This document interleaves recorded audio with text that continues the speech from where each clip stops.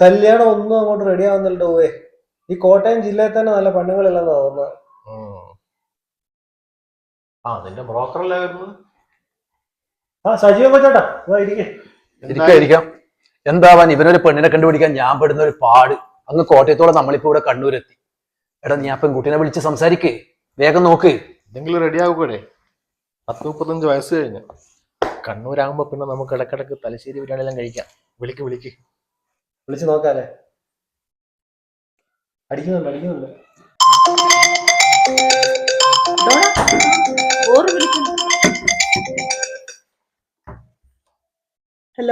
Hello ഡോണയല്ലേ? അതെ, ഞാൻ ജോവിൻസ്. നമ്മുടെ ബ്രോക്കർ സജീവൻ കൊച്ചാട്ടൻ വിളിക്കുമെന്ന് പറഞ്ഞായിരുന്നോ? പറഞ്ഞേ. ഓക്കെ, ഇപ്പൊ സംസാരിക്കാമല്ലോ അല്ലേ? ഇവരെന്തുവാ വിശേഷം? ബ്രേക്ക്ഫാസ്റ്റ് കഴിഞ്ഞോ? കഴിഞ്ഞു. ആടെന്താ കഴിച്ചിന്? പ്ലാവില പിന്നെ കാടി.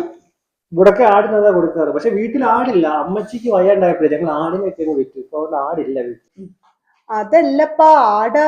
അപ്പന എന്റെ അപ്പനെ ഈ നാട്ടുകാരൊക്കെ ആടേന്ന് വിളിക്കും. നിങ്ങൾ അവിടെ പോയി വിളമ്പിയല്ലേ? ഞാനാരോടും പറഞ്ഞിട്ടില്ല. എങ്ങനെ അറിഞ്ഞോ? അതെ, ഈ നാട്ടിലെ ചില അവന്മാരൊക്കെ അപ്പനെ എന്നെയും ആടേന്ന് വിളിക്കാറുണ്ട്. പക്ഷെ അത് ഞങ്ങൾക്ക് രണ്ടുപേർക്ക് ഇഷ്ടമല്ല. അതുകൊണ്ട് കുട്ടി അങ്ങനെ സംസാരിക്കരുത്. അതല്ല, നിങ്ങക്ക് ഞാൻ പറയുന്ന ഒന്നും തിരിയുന്നില്ല അല്ലേ? നിങ്ങളോ? ആദ്യമായി സംസാരിക്കുന്ന ഒരാൾ എങ്ങനെ ബഹുമാനം നിങ്ങളൊക്കെയാണ് വിളിക്കുന്നത്? അച്ചായാന്ന് വിളിച്ചാൽ മതി. അതായിരിക്കും ഇഷ്ടം.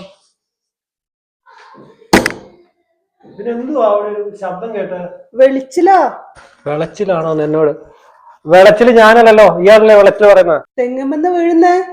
തെങ്ങില് വെളച്ചില് എന്ത് കുന്തമാണോ പറയുന്നത്?